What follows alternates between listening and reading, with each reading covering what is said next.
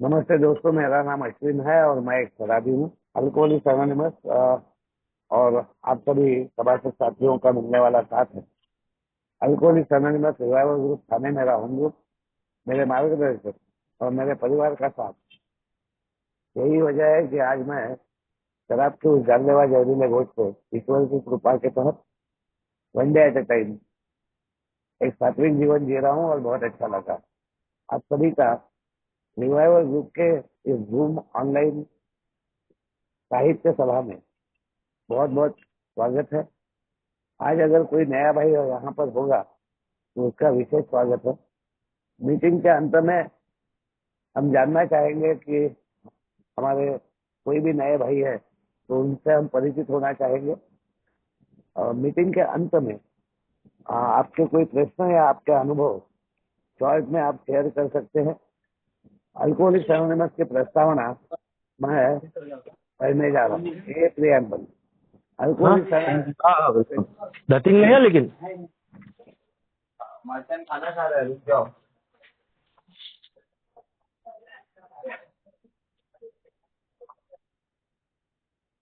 Is the fellowship of people who share their experience, strength, and hope with each other that they may solve their common problems and help others to recover from alcoholism. The only requirement for membership is a desire to stop drinking. There are no dues or fees for AA membership. We are self-supporting through our own contribution. AA is not allied with any sect, denomination, politics, organization, or institution, does not wish to engage in any controversy, neither endorses nor opposes any causes. Our primary purpose is to stay sober and help other alcoholics to achieve sobriety. फिर से एक बार आप सभी का हार्दिक स्वागत है और आप सभी को शुभकामनाएं हैं आने वाले दिवाली के पर्व के लिए। दोस्तों, ये रिवाइवल ग्रुप से आयोजित जो साहित्य सभा है, इसमें हम 12x12 का जो रीडिंग कर रहे हैं वो आज 10वां कदम है। हमारे मार्गदर्शक के रूप में हमारे साथ में भूषण जी जुड़े हुए हैं। कुछ ही देर में हमारे लक्की जी भी हमारे साथ में जुड़ जाएंगे। और आप सबसे अनुरोध है, निवेदन है कि इस दौरान आपके माइक म्यूट रखिए। ध्यान रखिए कि वो अनम्यूट ना हो, क्योंकि अगर वो मीटिंग का जो एक लयबद्धता है उसमें थोड़ा डिस्टर्बेंस आता है। मगर आपका सहयोग और आपका साथ हर हमेशा जो मिलता है वो आज भी मिलेगा। आपके मन में कोई प्रश्न है, कोई दुविधा है, तो आप जरूर उसको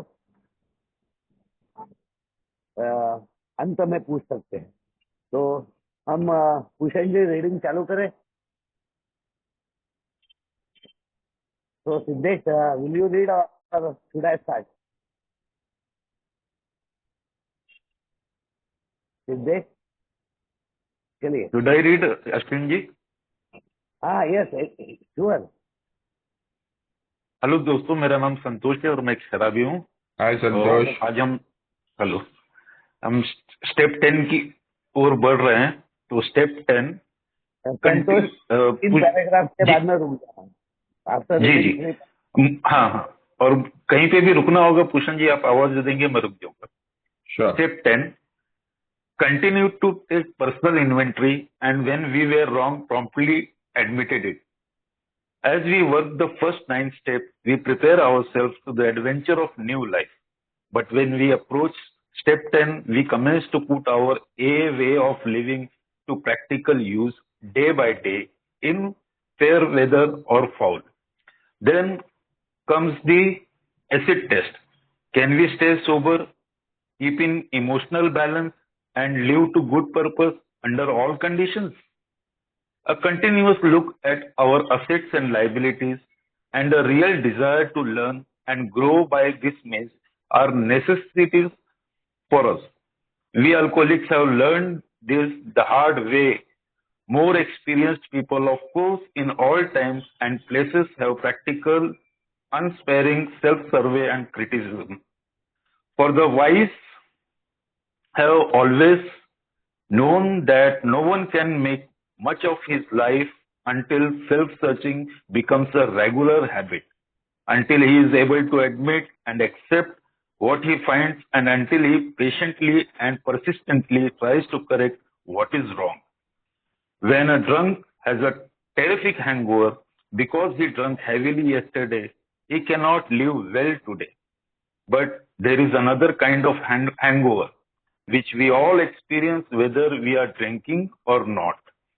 That is emotional hangover, the direct result of yesterday's and sometimes today's excess of negative emotion, anger, fear, jealousy, and the like. If we would have serenely today and tomorrow, we certainly need to eliminate these hangovers. This doesn't mean we need to wander morbidly around in the past. It requires an admission and correction of errors now. Our inventory enables us to settle with the past. When this is done, we are really able to leave it behind us. When our inventory is carefully taken and we have made peace with ourselves, the conviction follows that tomorrow's challenge can be met as they come. Over to you, Pushan. Thank you Santosh. नमस्ते भाइयों, मेरा नाम पूषण है और मैं एक शराबी हूँ।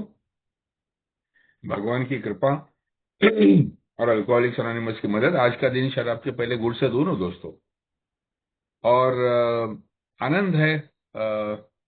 अभी दिवाली शुरू होने जा रही है तो एक चैतन्यमय वातावरण है हर जगह पर, मेरे घर में भी, बिजनेस में, हर जगह पर एक फेस्टिवल का माहौल है, और उससे जो ऑलरेडी एक प्रसन्नता होती है मन की, वो और भी उल्लसित हो जाती है। ये अनुभव ले रहा हूँ, मजा आ रहा है। सो दोस्तों, अभी तक अगर हम लोगों ने देखा तो जैसे कहते हैं कि first 3 steps are of acceptance, यानी पहले इसमें हम लोग एडमिटेंस टू एक्सेप्टेंस का वो जर्नी जो है कि पहले कदम में हम लोगों ने सबसे पहले तो शराब बंद कर दी। शराब बंद करने के बाद में हमारा फिजिकल रिहैबिलिटेशन हो गया, हमारा 2 टाइम का खाना अंदर चलने लगा, शरीर में थोड़ी सी ताकत आ गई, हमने काम करना चालू कर दिया, नौकरी धंधा शुरू कर दिया, अब पैसे आने शुरू कर दिए। उसके साथ में थोड़ा थोड़ा करके फाइनेंशियल रिहैबिलिटेशन हो गया। तो सबसे पहले फिजिकल रिहैबिलिटेशन होता है, फिर फाइनेंशियल रिहैबिलिटेशन होता है। धीरे धीरे मैं एक्सेप्ट करता हूं कि ये मेरे बस की बात नहीं है, मुझे मदद लेनी होगी, अल्कोहलिक्स एनोनिमस के तत्वों पर मुझे चलना होगा, और मैं अपनी इच्छा और जीवन अल्कोहलिक्स एनोनिमस के तत्वों के हवाले कर देता हूं। और ये मेरा एक्सेप्टेंस जो है कि एडमिटेंस से एक्सेप्टेंस का जर्नी जो है ये पूरा होता है। फिर आगे आता है थोड़ा सा अंदर जाकर कि ये हुआ क्यों, हुआ कब, हुआ कैसे और हुआ कितना, ये जानने के लिए हम लोग इन्वेंट्री लेते हैं। इन्वेंट्री लेने का मतलब कि हमारे पास्ट को जब से हमको याद है वहां से लेकर हमारे सभी जो नैतिक मूल्यांकन जो है कि debit and credit of my, मेरा जो नैतिकता, मेरा कहां पर मैं नैतिक मूल्यों से ढल गया या कहां पर खरा उतरा, उनका किया हुआ एक एनालिसिस। और उसमें से मुझे धीरे धीरे समझ में आ गया, जब भी मैंने फिर 5वां कदम ले लिया, तो मेरा मेंटल रिहैबिलिटेशन, मैं खुद को स्वीकार कर सका, मैं औरों को स्वीकार कर सका, मैं मेरे डिफेक्ट्स के साथ में अपने आप को सही मायने में पहचान सका। मेरा ट्रांजिशन जो है वो धीरे धीरे ओपन माइंडेड होने लगा, मैं लोगों की सुनने के लिए तैयार होने लगा। मैं अपने आप को अगर दीर्घ समय तक शराब से दूर रखना है तो मुझे ह्यूमिलिटी के मार्ग पर चलना होगा, इस बात का मुझे एहसास हो गया। उसके बाद में आया 6वां और 7वां कदम, ये फर्दर एनालिसिस का, डीपर एनालिसिस का, ह्यूमिलिटी का, अपने बाकी सब दोषों को पहचानने का और उनके ऊपर भी काम करने का, भगवान की मदद मांगने का, और एक संतुलित जीवन, एक नम्रता पूर्वक जीवन, एक मेरी खुद की अहमियत कम और बाकी सबकी अहमियत ज्यादा का भाव मेरे मन में लेकर मैं जीना शुरू कर दिया। उसके बाद में आया 8वां और 9वां कदम, जो सोशल रिहैबिलिटेशन की स्टेप्स कही जाती है, कि जो बिखरे हुए संबंध थे वो संबंधों को ठीक करने के लिए उनकी सिस्टमैटिकली एक लिस्ट बना के, एक यादी बना के, टप्पे टप्पे में सबसे जो आसान थे वो पहले, फिर जो थोड़े थोड़े डिग्री ऑफ डिफिकल्टी जिनकी ज्यादा थी ऐसे बाद में, और कभी कभी जो जो इम्पॉसिबल है, मेरे से हो ही नहीं सकता ऐसे लगने वाले थे, ऐसी भी अमेंड्स मैंने कर दी, जिसके वजह से समाज में दोबारा मैं खड़ा हो पाया, लोगों की माफी प्राप्त कर पाया, नम्रता पूर्वक अभी लोगों की अहमियत, लोगों को इज्जत देना सीख गया। और बड़ी मुश्किल से पाया हुआ ये जो अभी मेरा न्यू फाउंड स्टेट, जो रिहैबिलिटेशन हुआ है मेरा, अभी समाज में पुनः मेरी एंट्री हुई है, जॉब में अभी दोबारा मुझे सब लोगों ने स्वीकार कर दिया, फैमिली में सबने स्वीकार कर दिया, समाज में सबने स्वीकार कर दिया। अब जैसे बिल डब्ल्यू कहता है कि जो पुराना जो कचरा था, पुराना जो डिब्री था, रेकेज था, वो क्लियर हो गया। यानी जो डैमेज मेरे पीने के वक्त या पीने के पहले से लेके पीने का अंत होने तक का जो भी मेरा डैमेज हुआ था, फिजिकल हो, फाइनेंशियल हो, इमोशनल हो, रिलेशनशिप्स का हो, मेंटल हो, ये हर प्रकार का डैमेज मैंने फुलफिल करके अभी मैं न्यूट्रल हो गया, अभी मैं शांत हो गया हूं। और अभी जो आगे का जो स्टेप है, जहां हम लोग स्टेप 10 पे आते हैं, वहां पर कहता है कि we have to continued to take personal inventory, यानी इसके आगे हमको सातत्य से हमारा जो नैतिक मूल्यांकन जो है वो अभी सातत्य से करना है अपने को। और जब भी हमारा गलत जाता है तो इमीडिएटली प्रॉम्प्टली वहां पर एडमिट करना है, उसके ऊपर काम करना है। तो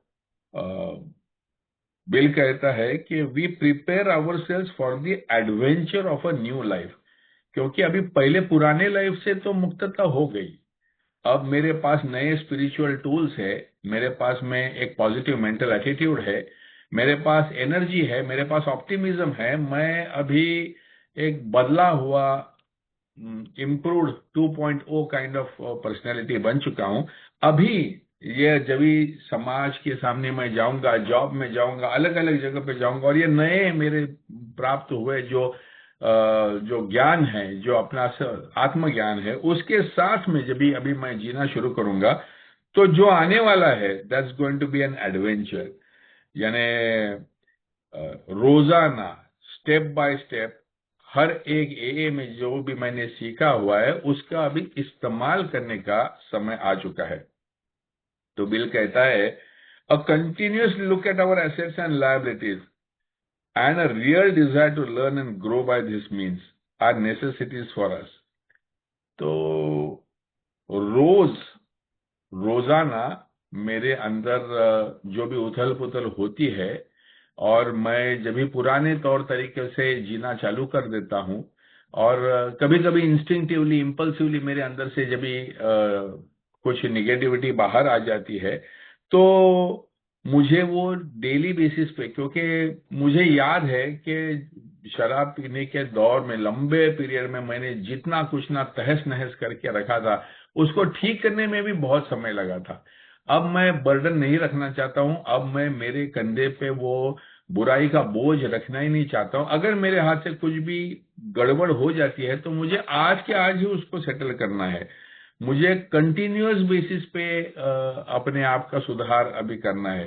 ये वन टाइम जो ये है वैसा न करते हुए अभी मुझे खुद ही के विचारों का सर्वे और खुद ही के बिहेवियर का क्रिटिसिज्म खुद ही करने को सीखना है।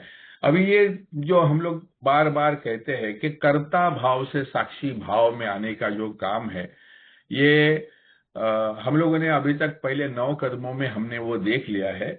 और अभी जब हम साक्षी भाव को जीवित रखना चाहते हैं, सतर्कता से हम अगला जिंदगी जीना चाहते हैं, तो ये जो साक्षी भाव से हम अपने आप को बड़ी कड़ी नजर से अपने आप के ऊपर ध्यान रखना चाहेंगे। और इतना ही नहीं बल्कि गलतियां होते रहेगी, तो गलतियों की वजह से हम लोग अपने आप को पीटेंगे नहीं, गलतियों की वजह से हम लोग अपने आप को ज्यादा हार्शली नहीं देंगे। बस सिर्फ अगर गलती होती है तो उसको करेक्ट करेंगे और आगे बढ़ेंगे, करेक्ट करेंगे और आगे बढ़ेंगे। आज मेरे हाथ से कुछ गड़बड़ी हो भी जाती है तो उसको ठीक कर लेंगे और फिर आगे बढ़ेंगे। ये क्यों जरूरी है? तो बिल कहता है कि जैसे एक शराबी कल ज्यादा पी ली तो आज उसका हैंगओवर सफर करता है, यानी सर दर्द करता है, बदन दर्द करता है, उठने का दिल नहीं करता, दिमाग काम नहीं करता है, पसीने छूटते हैं, प्यास लगते रहती है, पूरा शरीर बेचैन, मन बेचैन, आत्मा बेचैन, इस अवस्था में मैं रहता हूं। ये जैसे अल्कोहल पीने का जैसा हैंगओवर होता है, उससे भी भयानक एक दूसरा हैंगओवर होता है जो पीने के बाद में भी आता है। BW उसको इमोशनल हैंगओवर कहता है। बार बार अगर हम लोग ये पूरी स्टेप वर्क को देखते हैं तो हम लोग हमेशा से देखते हैं कि जो भी हमारी गड़बड़ी है वो हमारे इमोशंस के साथ में ही है। हमारे इमोशनली प्रॉपरली रिलेट न करने की वजह से, लोगों के प्रति हमारी अपेक्षाएं गलत होने की वजह से, या हम भावनिक रूप से बहुत ज्यादा डिपेंडेंट या कंट्रोलिंग होने की वजह से हमारी प्रॉब्लम्स हुए हैं। तो जब भी BW कहता है कि एंगर, फियर, जेलसी, ये इस प्रकार की जो निगेटिव इमोशंस मेरे मन में आती है तो उसका हैंगओवर तो होना ही है। अभी सोच लो कि अगर मेरे मन में एक संशय है कि मेरे पत्नी के प्रति, कि मेरे पीने के दौरान मेरा जो भी डैमेज हुआ या जो भी मेरा घर में ध्यान नहीं था वो उसके मन में से मेरा प्यार कम हुआ होगा। अब ये मेरे मन में संशय, एक वहम निर्माण हो गया और मैं अभी ये सोच रहा हूं कि ये क्यों औरत ये मेरे साथ में टिकी हुई है, उसकी मजबूरी की वजह से टिकी हुई है। लेकिन मजबूरी की वजह से आदमी यहाँ पर टिकेगा, लेकिन मजबूरी में कोई प्यार नहीं करता। तो कहीं ऐसा तो नहीं है कि इसको कोई पसंद आया होगा या किसी और के बहकावे में ये आई होगी। अभी मजबूरी की वजह से रहती तो मेरे साथ में है, लेकिन शायद उसका कहीं दिल और आ गया होगा। अब ये मेरे अंदर वहम निर्माण अगर करेगा, इमोशनली मैं डिस्टर्ब हो जाऊंगा, और जब भी मैं इमोशनली डिस्टर्ब हो जाऊंगा तो मेरा बाकी किसी भी काम में ध्यान नहीं रखने वाला है। मेरी सेरेनिटी, मेरी जो मन की प्रसन्नता है, शांतता है, ये पूरी तरह से भंग हो जाने वाली है और मैं दिन रात उसी के बारे में सोचने वाला हूं। और सोबरिटी में मद्य मुक्त जीवन को भी मैं अपने आप के लिए बर्बाद करके लेने वाला हूं। तो ये जो कुछ निगेटिव इमोशंस है, गुस्सा, BW कहता है कि गुस्सा ये हमारा सबसे बड़ा प्रॉब्लम है। उसका कारण भी ये है कि हम सभी लोग एक भयानक इंफीरियोरिटी कॉम्प्लेक्स में से आए हुए हैं। और जब भी आप इंफीरियोरिटी कॉम्प्लेक्स से आते हो तो हमेशा आपके एंटेनाज ऐसी अलर्ट रहती है कि सामने वाला मुझे कम ट्रीट करेगा तो मैं उसको दिखा दूंगा, मेरे से अन्याय होगा तो मैं दिखा दूंगा मैं कोई कम नहीं हूं। So permanently I am trying to prove a point. मैं अपने आप को और औरों को कुछ ना कुछ दिखाने का प्रयास करते रहता हूं। और अगर वो टाइम पे हिम्मत नहीं भी होती है तो वो गुस्सा दिमाग में मैं काफी लंबे समय तक रखता हूं, और ये गुस्सा जाके मेरे अच्छे से नाजुक संबंधों को तहस नहस कर सकता है। दोस्तों, एक इमोशनल हैंगओवर की बात करता हूं। मैं अपना एक अनुभव कथन करता हूं। मेरा लगभग सोबराइटी के 9 साल के बाद मैं अल्कोहलिक्स एनोनिमस का ट्रस्टी बना। अभी ट्रस्टी उन दिनों बना जब 2000 से 2005 मैं ट्रस्टी था। अब वो टाइम पे अल्कोहलिक्स एनोनिमस के बहुत सारे प्रॉब्लम्स थे, यानी हम लोग सब ऑल ओवर इंडिया यूनाइटेड नहीं थे, अलग अलग जगह पे अलग अलग लिटरेचर छप रहा था, एक दूसरे के साथ में कम्युनिकेशन नहीं था, कांटेक्ट नहीं था।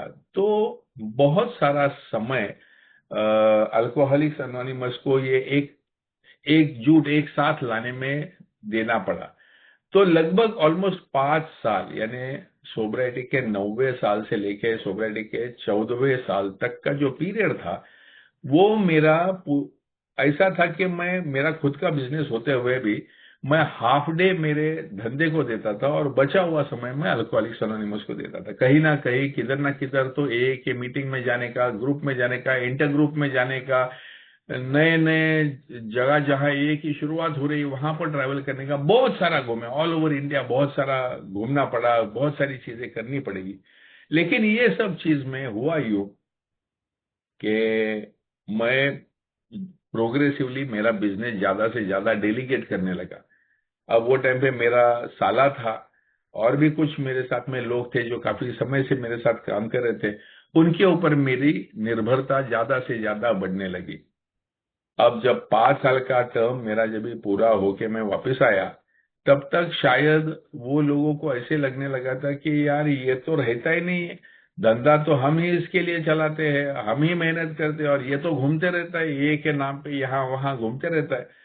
तो उनके मन में एक फीलिंग ऐसी आ गई, मेरे साले के मन में एक ऐसी फीलिंग आ गई कि साला मैं वैसे भी इसके लिए कर रहा हूँ, वो मैं खुद के लिए करूंगा तो बेटर नहीं होगा। तो उसने मुझे, एंड ऐसा ही दिवाली का समय था, मेन पीक सीजन का टाइम था, और सीजन के पहले 1 महीने के पहले उसने आके मुझे बोला कि मैं छोड़ना चाहता हूं और मैं खुद का करना चाहता हूं। अब मेरे मन में शायद सबसे पहले आई होगी इनसिक्योरिटी कि अरे यार, मेन सीजन में अगर ये छोड़ के जाएगा तो मेरा क्या होगा, क्योंकि मैंने इतना सारा डेलीगेशन कर दिया था, परचेज से लेके, एडमिनिस्ट्रेशन से लेके, जो भी सेलिंग से लेके, हर चीज में अलग अलग लोगों के ऊपर दिया था, और मेरा साला जैसे मेरा सेकंड इन कमांड जैसे काम कर रहा था। सो पहले तो मेरे को इनसिक्योरिटी आ गई, फिर मेरे को गुस्सा आ गया, और जब मेरे को गुस्सा आ गया तो फिर मेरे अंदर का सभी सेरेनिटी है, जो ऑब्जेक्टिविटी है, जो साक्षी भाव है, वो चला गया, और मैं एग्रेसिवली मैंने सोचा कि अभी इनको सालों को सबक सिखाएंगे। अब ये इनको सबक सिखाएंगे के चक्कर में मैंने सारे रिश्तों को तहस नहस कर दिया। मैंने अपना ईगो दाव पे लगा दिया, अपना एक्सपीरियंस दाव पे लगा दिया, और इन सबको मैंने काम से कुछ ही समय में निकाल दिया, और मैंने नई टीम खड़ी कर दी। मैं भी जिद पे लग गया था। अभी वो समय ऐसा था कि अगर मैंने वो दिमाग में पूरी राख नहीं भर ली होती थी, अगर गुस्सा नहीं किया होता था, तो शायद ऑब्जेक्टिविटी से या नम्रता के साथ में अगर मैं ये सामने आता था, तो शायद मैं रिश्ता भी बचा सकता था, और बिजनेस का जो थोड़ा बहुत नुकसान होना था वो चक्कर में, क्योंकि वो ईगो कॉन्फ्लिक्ट हो गया, उसका ईगो वर्सेस मेरा ईगो। मैं जहां दुकान डालू उसके बाजू में वो दुकान डाले, मेरे आदमी को मैं अगर 10,000 पगार दूं तो मेरे ही आदमी को वो 15,000 पगार दे के ले, तो कॉन्फ्लिक्ट होने लगा, उसमें रिश्ते बिगड़ गए, उसमें धंधा उसका भी चौपट हो गया, मेरे को भी तकलीफ हो गई। यानी एक ईगो और एक गुस्सा और एक इनसिक्योरिटी, ये चीजों की वजह से एक करीबी रिश्ता, एक लंबे समय से हेल्दी चलने वाला रिश्ता पूरी तरह से दांव पे लग गया। और सोब्राइटी के 15वें साल में भी ऐसी अस्त व्यस्त परिस्थिति हो गई कि ना मेरे मन में शांतता है, ना उसके मन में शांतता है, ना मेरा और मेरे बीवी का रिश्ता अच्छा है, ना मेरा, और मैं हमेशा संदेह में कि कौन सा स्टाफ मेरे साथ रहेगा, कौन सा छोड़ के जाएगा। तो मेरे पास ये सब कुछ नॉलेज होते हुए, मेरे पास 10वां स्टेप, ये इतना इंपॉर्टेंट इन्वेंट्री का कदम होते हुए, वो टाइम पे जब भी मेरे हाथ से ये सब होना था, वो टाइम पे मेरी ऑब्जेक्टिविटी पूरी तरह से चली गई थी। और बहुत सारा जो कहते हैं ना कि बिल डब्ल्यू कहता है कि we certainly need to eliminate these hangovers. सो ये इसका मतलब ये नहीं है कि मेरा पुराने रिश्ते 15 साल पहले तो ऐसा था, मैं 15 साल पहले मैंने ये किया था, और वो नहीं। आज जब हम लोग डेली लाइफ में जी रहे हैं, तो हम लोग कौन सी निगेटिव इमोशंस पाल रहे हैं, और ये निगेटिव इमोशंस हमारे पास से अपनी ही सेरेनिटी कैसे किस प्रकार से गला रहे, हमारे मन की शांतता हम लोग किस प्रकार से खो रहे, सिर्फ हमारी नहीं, हमारे वजह से हमारे अगल बगल वालों की, हमारे ऊपर प्यार करने वालों को की, इनकी भी हम लोग शांतता कैसे बिगाड़ रहे हैं, ये डेली बेसिस पे हमको चेक करना जरूरी है। सो जो हम लोग चौथा कदम लिया या छठा सातवां कदम लिया, ये भी एनालिसिस के ही कदम थे, लेकिन ये हमारे बीते हुए कल का एनालिसिस था। लेकिन 10 step is about my daily, मेरे डेली ही इमोशनल अपहीवल जो होते हैं और निगेटिवली चार्ज मेरे पास से जो एक्शंस होते हैं, उनका तटस्थता से एक अभ्यास करने का प्रयास, यानी हमारा 10वां कदम है। चलो आगे पढ़ते हैं। Over to you Santosh. Yes. Although all inventories are alike in principle, the time factor does distinguish one from another.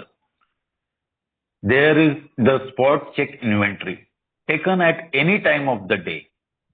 Whenever we find ourselves getting tangled up, there is the one we take at day's end, when we review the happenings of hours just past. Here we cast up a balance sheet, crediting ourselves with things well done and chalking up debits where due.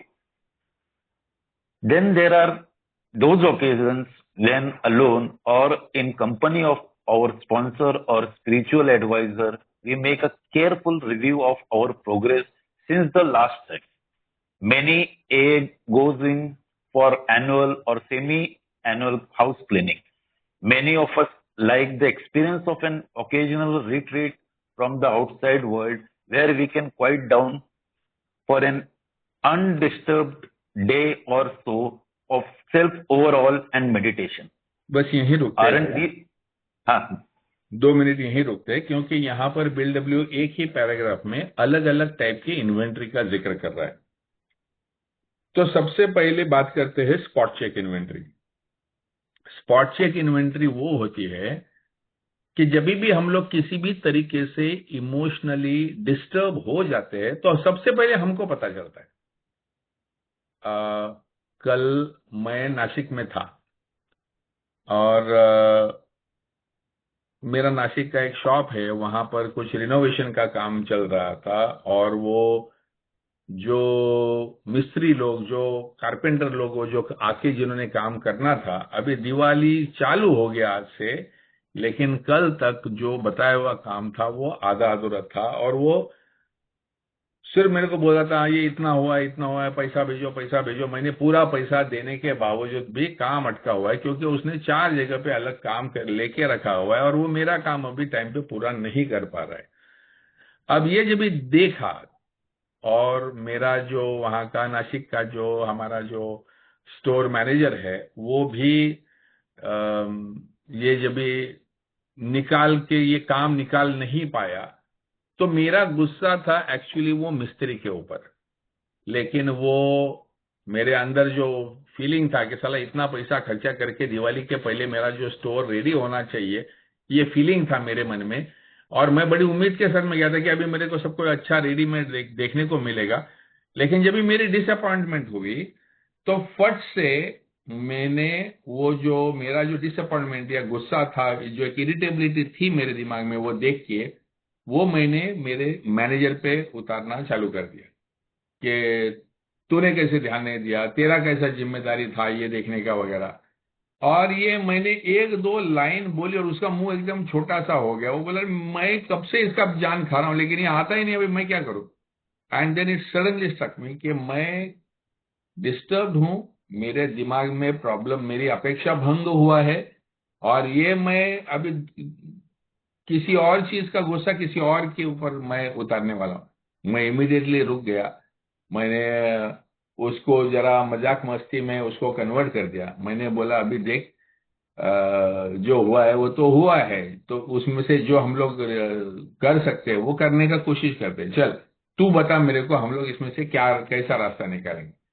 फिर उसी ने ही, क्योंकि एक दफा उसको भी realise हो गया कि अभी मैं शांत हो गया हूं, मेरे अंदर का वो जो एक स्पार्क हुआ था, एक जो फ्लेयर अप हुआ था, वो अभी शांत हो गया, अभी मेरे चेहरे पे हंसी आ गई, वो देख गया तो बोला कि नहीं नहीं ऐसा, हम लोग मेरे को अंकल बोलते अंकल इसको छोड़ेंगे नहीं, मैं उसके जगह पे जाता हूँ, उसको उठा के लेके आता हूँ।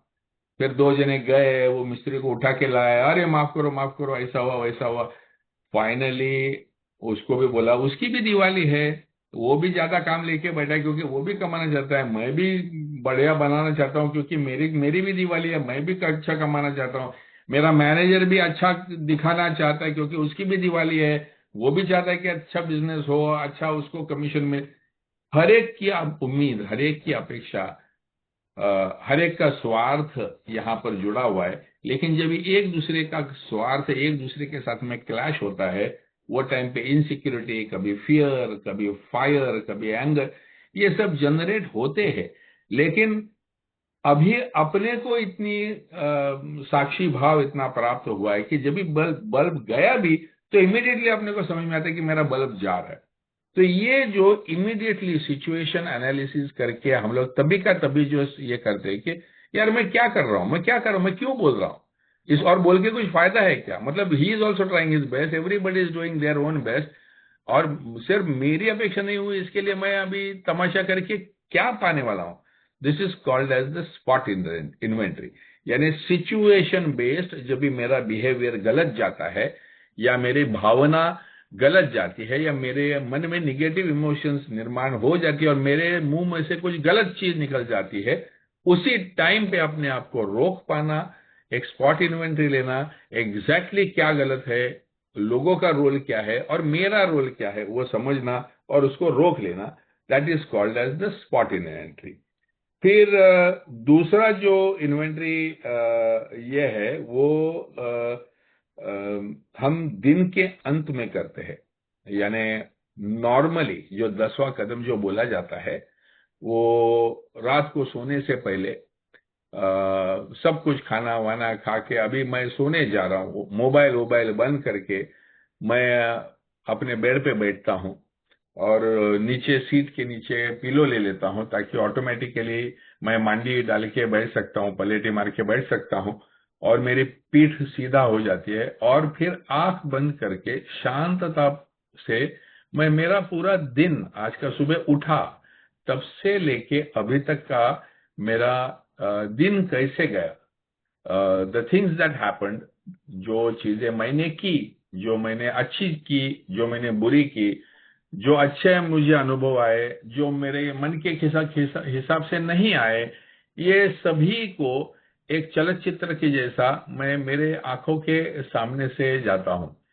और जब भी कभी मुझे ऐसे लगता है कि मैंने अपना संतुलन खोया था, फिर वो शायद बीवी के साथ हो, किसी मेरे सबॉर्डिनेट स्टाफ के साथ हो, किसी दोस्त के साथ हो, कहीं ए मीटिंग में किसी के साथ में कुछ ये हुआ हो, कुछ भी जिसके वजह से मेरा संतुलन अगर हिला होगा तो वो मुझे याद आ जाता है और वो पिक्चर में दिखा देता है कि दिस मेड मी अनकंफर्टेबल। ये समय था जब भी मेरे मन के खिलाफ होते हुए भी मैं शांतता से उसका सामना कर सका, और ये सिचुएशन थी जब भी मैं अपना बल्ब खोने ही जा रहा था। मैंने संभाल लिया लेकिन मैं खोने ही जा रहा था।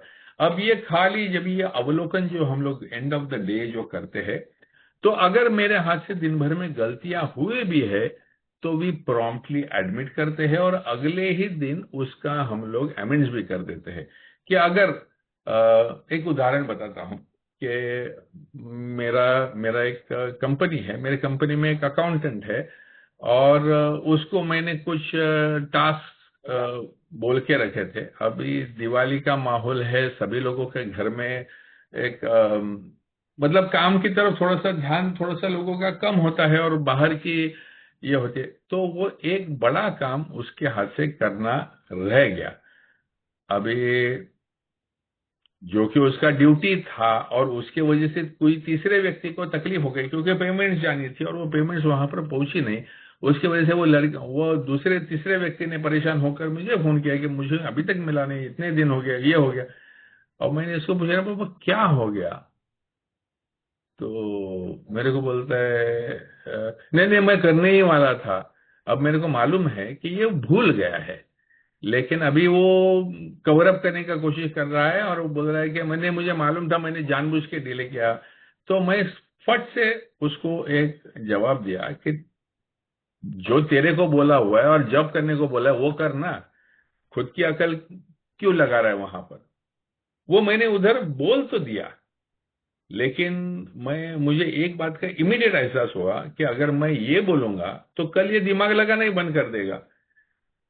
अगर वो सब कुछ मैं जैसा बोलूंगा वैसा ही करने को जाएगा तो वो खुद का दिमाग कभी यूज करेगा, वो खुद का दिमाग यूटिलाइज नहीं करेगा। And he will just put all the blame on to me कि तुमने बोला नहीं इसके लिए मैंने किया नहीं, तुमने बोला इसके लिए मैं किया। तो मैं बाद में दोपहर के बाद में उसको बुला लिया। मैं बोला अगर तेरे को सबक उसको सिखाने का भी है ना तो मैं समझ सकता हूँ और तेरे को अधिकार भी है, लेकिन अगर ये करना है तो कम से कम मेरे को तो बता। मैं उसको बोल दिया कि हम तेरा पेमेंट हो गया करके, और वो बोल रहा है कि नहीं हुआ, मेरे को रखड़ के रखा है, इतने दिन हो गया, ऐसा वैसा। तो अगर तू और मैं ही एक दूसरे के साथ कम्युनिकेट नहीं करेंगे तो मेरे को कैसे समझेगा कि तू उसको सबक सिखा रहा है या क्या तेरे मन में क्या है वो। सो henceforth please share it with me ताकि मैं I can support your decision. अब ये मैं टैक्टफुली उसके सामने दे दिया, क्योंकि मैं जब भी रात को ये शांति से बैठ के देख रहा था कि क्या क्या सही और क्या गलत है। जो उसने किया वो गलत था, ऊपर से झूठ बोल के मेरे को टोपी लगाने की कोशिश कर रहा वो भी गलत था। लेकिन इसके लिए मैं अगर उसके पास से अधिकार निकाल के ले लूं तो ये भी गलत ही होगा। तो सही ढंग से डिप्लोमेसी से ये समस्या कैसे हल हो सकती है, ये जब भी मैं शांतता पूर्वक दिन के अंत में बैठकर जब भी पूरे दिन का अवलोकन करता हूं तभी जाके मैं दूसरे दिन के दोपहर को उसको बैठ के मैं उसके साथ में ये बात कर सका। तो ये जो है इसको बोलते हैं end of the day inventory. फिर तीसरा BLW कहता है कि कई हमारे AA सदस्य है जो प्रिफर करते हैं कि वंस इन अ वाइल, कभी जब भी मौका मिले तभी अपने स्पॉन्सर से मिलके उसके साथ में बात करते हैं। और अभी फॉर एग्जांपल स्पॉन्सर से रोजाना बात नहीं होती, शुरुआत में रोजाना बात होती होगी, लेकिन सोबराइटी स्टेबल हो जाए, 4-5 साल निकल जाए, उसके बाद में रोजाना बात नहीं होती। फिर महीने 2 महीने में 3 महीने में जब भी एक आध दफा बैठ के तुम 2-3 घंटा बात करते हो, वो टाइम पे ये 2-3 महीने में क्या क्या तरीके से मैं ऑफ द ट्रैक गया हूं, इसके बारे में एक अवलोकन कि मैं वेदर मेरा स्पिरिचुअल थॉट प्रोसेस अभी भी स्ट्रांग है या मैं डिरेल होते जा रहा हूं। क्योंकि जब भी धीरे धीरे धीरे मैं फिसलते रहता हूं तो मुझे दिखाई नहीं देता, लेकिन मेरा स्पॉन्सर जो मुझे सही ढंग से पहचानता है वो झट से पहचान सकता है कि आई am not on the AA beam. अभी मेरा आध्यात्मिकता से मैं फिसल रहा हूं और मेरा स्वार्थीपन ज्यादा ऊपर आ रहा है, या मेरे मन में फालतू के भय, फालतू की चिंता, फालतू की शक ये ज्यादा हो रहे, ये वो झट से जान लेता है। मेरा मेरा मेरा दिमाग ही ऐसा है कि मैं लॉजिकली अपने आप को समझाने का कोशिश करता हूँ कि नहीं, मैं जो सोच रहा हूँ वो सही सोच रहा हूँ and this is the correct course of action. लेकिन आई नीड वो एक दफा स्पॉन्सर के साथ में बात करके कि वो जो बोलते हैं कि भाई तू सही भी होगा, लेकिन यहाँ पर गड़बड़ी लगती है, ये स्वार्थ से प्रेरित लगता है, ये कुछ तूने प्रॉपर जस्टिस किया है सिचुएशन को, ऐसे लगता नहीं। So many members do this periodic, जब भी अपना स्पॉन्सर मिले या सीनियर मेंबर के साथ में बात करने का मौका मिले तो ये जो करते हैं ये इस प्रकार से वो जो कहते हैं, बिल कहता है स्पॉन्सर और spiritual adviser. So we make a careful review of our progress done. फिर कुछ लोग होते हैं, कुछ मेंबर्स है जो सेमी एनुअल या एनुअल हाउस क्लीनिंग करते हैं, यानी वंस इन अ ईयर। जैसे कई सारी जगह पर ये जो कैथलिक धर्म के लोग हैं जो रिट्रीट के लिए जाते हैं, यानी आध्यात्मिकता का नॉलेज पाने के लिए, आध्यात्मिकता के ऊपर काम करने, अपने मन को शांत करने के लिए रिट्रीट ना, यानी कि 4 दिन पे जाके सब लोग साथ में मिलकर कुछ चीजें साथ में करते। तो हमारे यहाँ पर भी शुरुआत के दिनों में ये रिट्रीट जैसा कॉन्सेप्ट आता था। हम लोग यहाँ पर रिवाइवर ग्रुप में काफी सालों तक, साल में एक दफा 2 नाइट्स 3 डेज के लिए हम लोग सभी साथ में जाते थे और सभी लोग साथ में मिलकर इन्वेंटरी करते थे। और हम लोग 2-4 लोग थे जो टेम्पररी स्पॉन्सर्स करके सर्व करते थे, ताकि everybody can get that annual एक दफा मेरा 4th स्टेप भी हो जाए और मेरे को 5th स्टेप भी करने का मौका मिले। सो ऐसे कई सारे मेंबर्स है जो एनुअल या 6 महीने में एक बार इस प्रकार का ये करते हैं। तो ये अलग अलग प्रकार की जो इन्वेंट्रीज है, इसका बिल डब्ल्यू एक पैराग्राफ में जिक्र करता है, और वो कहता है कि हमेशा हम सबको कहीं ना कहीं जाकर कभी शांत मनस्थिति में बैठकर अपने किसी भी प्रकार के डिस्टरबेंस से बचकर शांतता के साथ में सेल्फ ओवरहॉल, यानी मेरे अंदर की भावनाओं की उथल पुथल को क्लीन करके, एक जैसा अपन गाड़ी ओवर ऑयलिंग को भेजते हैं और एकदम ब्रांड न्यू होकर नया इंजन ऑयल नया ये डाल के कैसा एकदम स्मूथ चलता है, वैसा सेल्फ ओवरहॉल करके और मेडिटेशन करके खुद के मन को शांत करके आने का ये बिल डब्ल्यू कहता है कि most of us A members हम लोग ये अलग अलग फ्रीक्वेंसी में करते हैं। तो ये मैं एक ही पैराग्राफ में इसके लिए रुका क्योंकि ये 4 तरीकों की इन्वेंट्री जो नॉर्मली ए में की जाती है, यहाँ पर बिल डब्ल्यू ने एक पैराग्राफ में ही सबको पेश किया है। तो थोड़ा सा विस्तार में बताने हेतु मैंने ये यहाँ पर रोका। तो आगे बढ़ते हैं। Santosh, please read ahead. Hussain ji, just a moment, Santosh, Hussain ji Lucky ji भी हमारे साथ में जुड़े हुए हैं और उनका स्वागत है।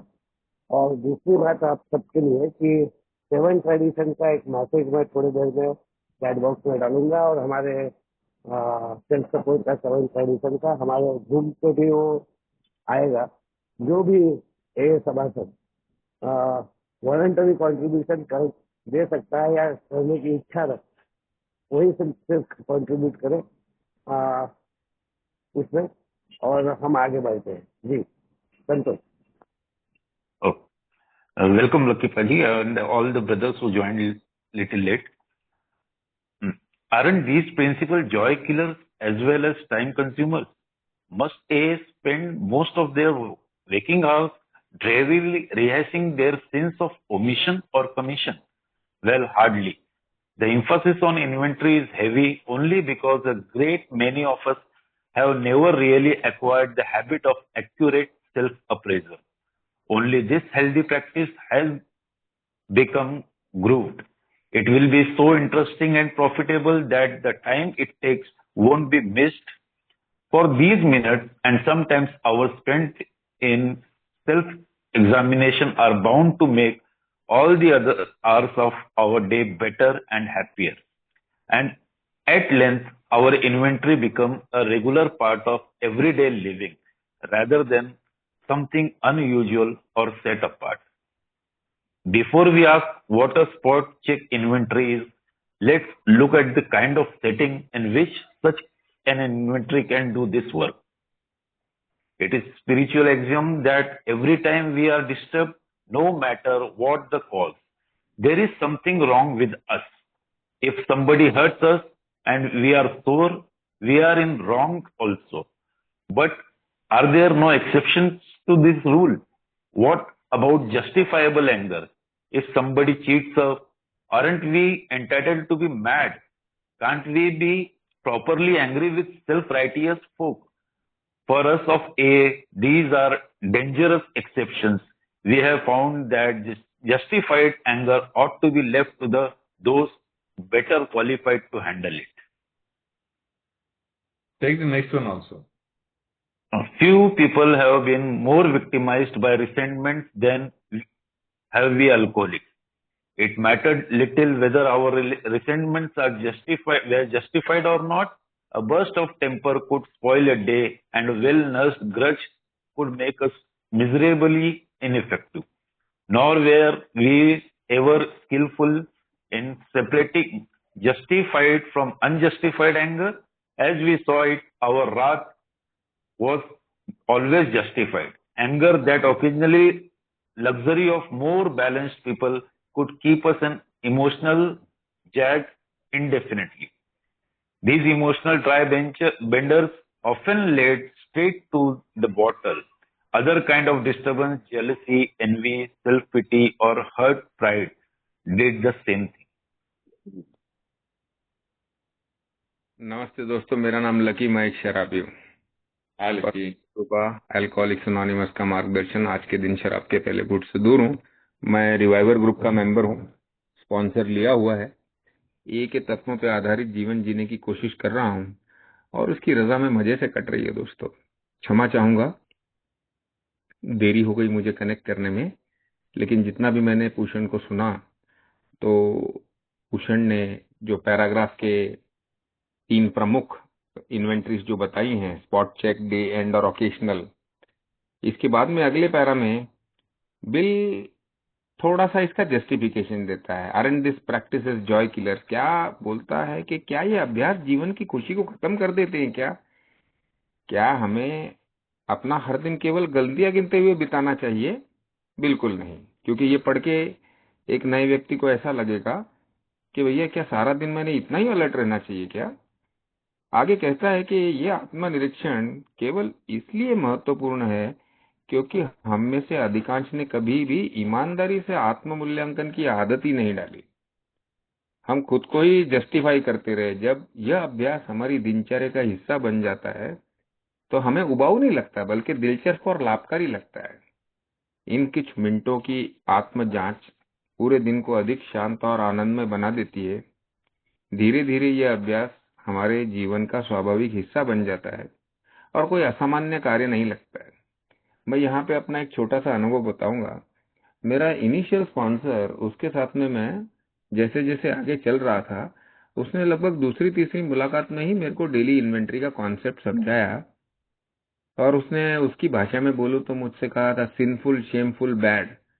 अगर दिन में कहीं तुझे अपराधीपन की भावना आई, कहीं तुझे शर्म आई और कहीं बुरा लगा और कहीं गुस्सा आया, एंगर, तो उसको रात को सोने से पहले उस वाक्यात को अपनी आंखों के सामने लाके देखना है और ये देखना है कि उसमें तेरा पार्ट क्या था।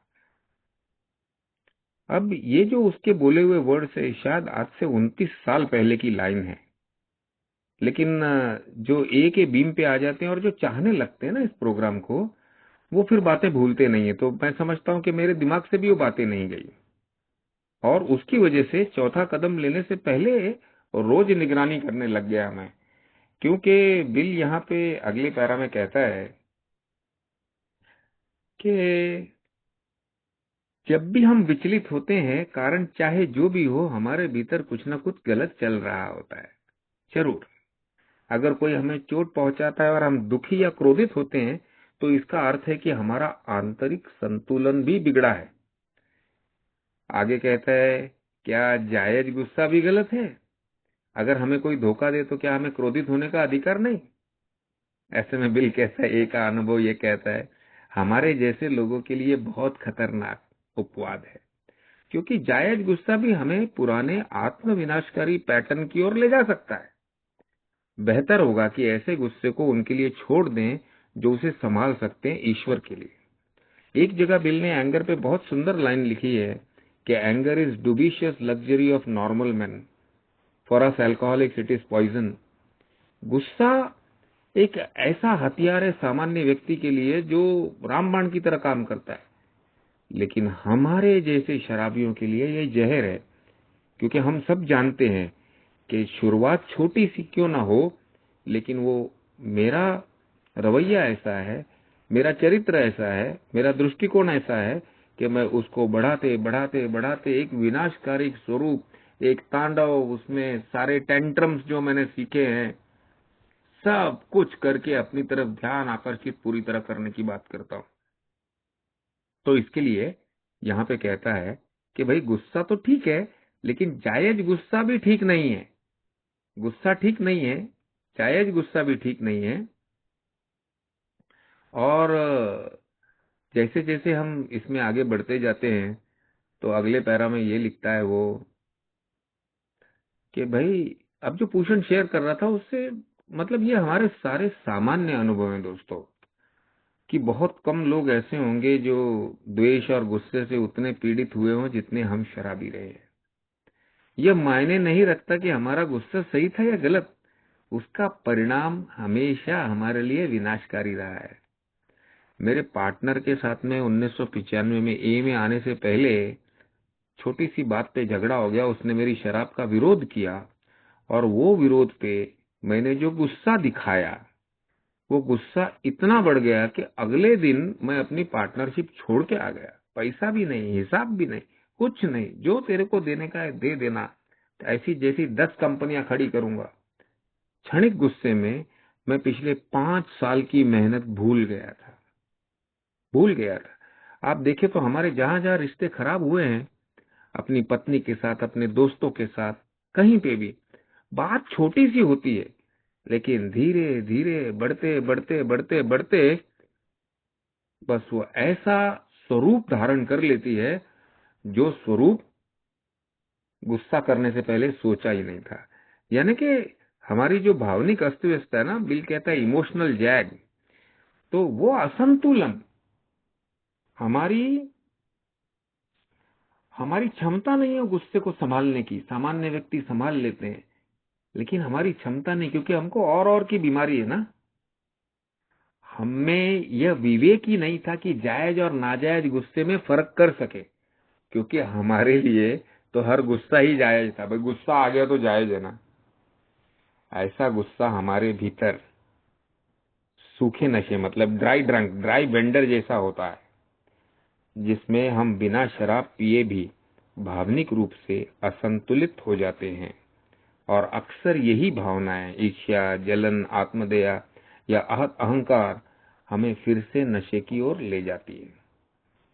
तो इसमें एंगर के ऊपर बिल ने बड़ा जोर दिया हुआ है। और खास करके मैं ये भी समझता हूँ कि शुरुआत के दिनों में जब ए का प्रोग्राम लिया जाता था, तो पहले 3-4 महीने में पूरा प्रोग्राम ही ले लिया जाता था। ऐसा नहीं था कि साल हो जाए, 2 साल हो जाए, फिर बाद में प्रोग्राम लेते हैं। तो जब मैं शुरुआत में ज्यादा समय नहीं बीता है, मेरे को प्रिंसिपल की प्रैक्टिस नहीं हुई है, तो मेरा रेस्टलेसनेस, इरिटेबिलिटी और डिसकंटेंटमेंट ये एंगर के रूप में बाहर आएगा। और वो एंगर को अगर मैं एक ऐसा अस्त्र समझूं कि जिसको 2 धारी तलवार है, जिसको मैंने हाथ नहीं लगाना चाहिए, तो ये 3 पैरास में सॉरी, बिल ने उसके ऊपर भरपूर जोर दिया है। Over to you Bhushan. Thank you Lucky. सभी का एक एनालिसिस तो हो चुका है, लेकिन एक ही वाक्य जो है, वो वाक्य पर थोड़ा सा मैं ध्यान खींचना चाहूंगा कि बिल कहता है, it is the spiritual axiom that every time we are disturb, no matter what the cause, there is something wrong with us. यानी ये एक आध्यात्मिक सिद्धांत है कि जब भी हमारे मन में कुछ उथल पथल हो जाती है, तो कारण कुछ भी हो, गलती हमारे अंदर कुछ ना कुछ तो होती ही है। सवाल यह है कि वो गलती की तरफ हम लोग कभी देखेंगे, तभी जाके हम उसको स्वीकार कर सकते हैं। तो मैं अभी कह रहा था, जब भी वो मेरा बिजनेस का जो किस्सा कह रहा था, और वो रिश्ता इतना आगे जाके गंभीरता से बिगड़ गया। हम्म, मैंने भी कुछ ऐसी हरकतें की, मेरे साले ने भी कुछ ऐसी हरकतें की कि हमारा एक दूसरे के यहाँ पर आना जाना बंद हो गया, बातें करना बंद हो गया। अब मेरे घर में भी स्थिति ऐसी हो गई कि मेरे बीवी की बड़ी एम्बैरेसिंग सिचुएशन हो गई। रहे तो वो मेरे साथ में रही है, तो उसको मेरे साथ में, मेरे जो विचार है उनके साथ में भी जोड़ के लेना है। एट द सेम टाइम उसका भाई है जिसके बारे में मैं गलत सलत बोल रहा हूँ, तो वो भी उसको बर्दाश्त नहीं हो रही है। तो एक तरफ से वो उसकी तरफ से भी समर्थन करने का प्रयास कर रही है। इसकी वजह से मेरे घर में भी वातावरण थोड़ा सा चिड़चिड़ा और आर्ग्यूमेंट्स, और हमेशा मतलब जो अभी तक की जो शांतता चल रही थी, जो एक स्थिरता थी, जो रिश्ते में एक प्यार और एक रिस्पेक्ट रहता है, ये सब धीरे धीरे धीरे करोड़ होके जाने लगा था। मैं बेचैन होने लगा था, अस्वस्थ होने लगा था। और ऐसे में एक दिन मैं हमारे ग्रेग एम थे न्यूयॉर्क में, उनके साथ में मेरी बात होती थी और उन्होंने मुझे इस वाक्य को कोट किया था। मैंने उनके साथ बात करते यार, ही जस्ट आस्क्ड मी, उसने खाली पूछा कैसे हो पुशान, क्या चल रहा है, तो मैंने बोला यार ऐसा ऐसा हुआ है and not enjoying at all, झगड़े चल रहे, फिक्शन चल रही है वगैरह। और उसने मुझे ये वाक्य भेजा था कि every time we are disturb, no matter what the cause, there is something wrong with us. तो बोलते तेरा 10वां कदम दोबारा एक दफा look at it closely, where is it that you are wrong in this. तो उसने सडनली मुझे जगा दिया कि मैं जो अभी तक जो देख रहा हूं कि मेरे साले ने कैसे गलत किया, मेरी बीवी कैसे गलत साइड ले रही है, या जो लोग मेरे को छोड़ के वो उसके साथ में चले गए, उनका कैसे वो लॉयल नहीं है या उनका कैसा गलती है, मैं सबकी दुनिया की गलतियां ढूंढ रहा हूं लेकिन मैं अपनी गलती को नहीं ढूंढ रहा हूं।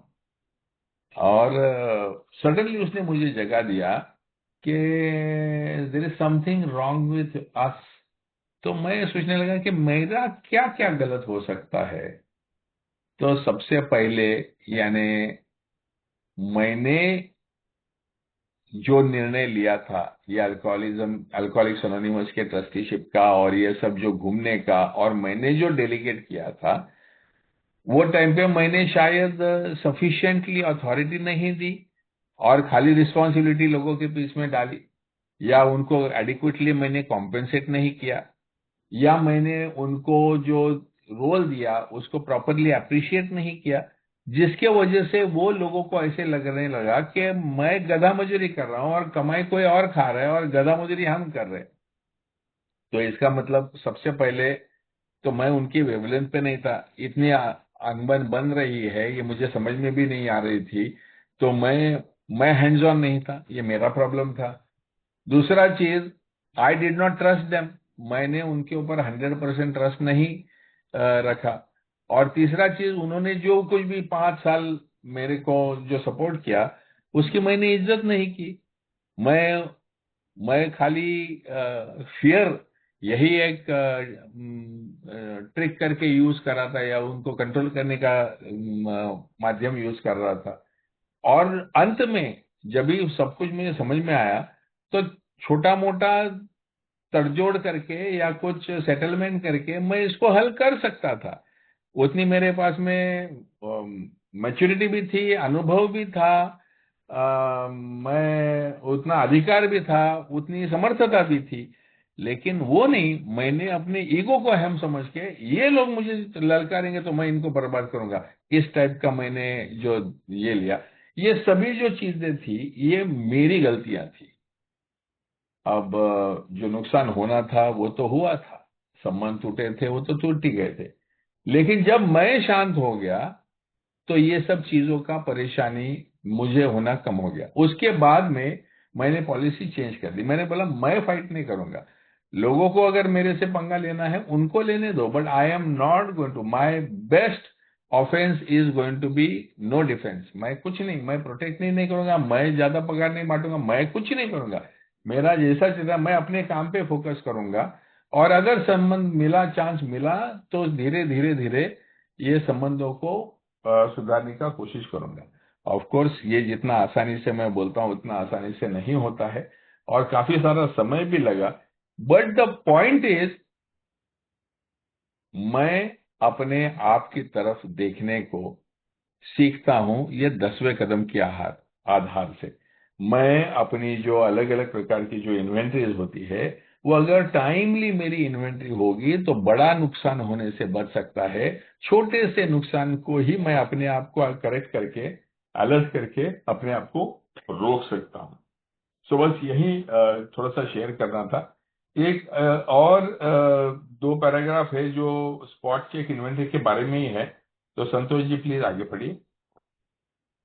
जी बिल्कुल। छोटी सी चिंगारी को आग में बदलने के लिए मेरे जैसा शराबी माहिर रहता है और उससे आत्मदया, आत्म करुणा, जेलसी, घमंड, घृणा वो सब तहस नहस कर देता है। और मेन बात तो चिंगारी भी मैंने ही लगाई हुई होती है।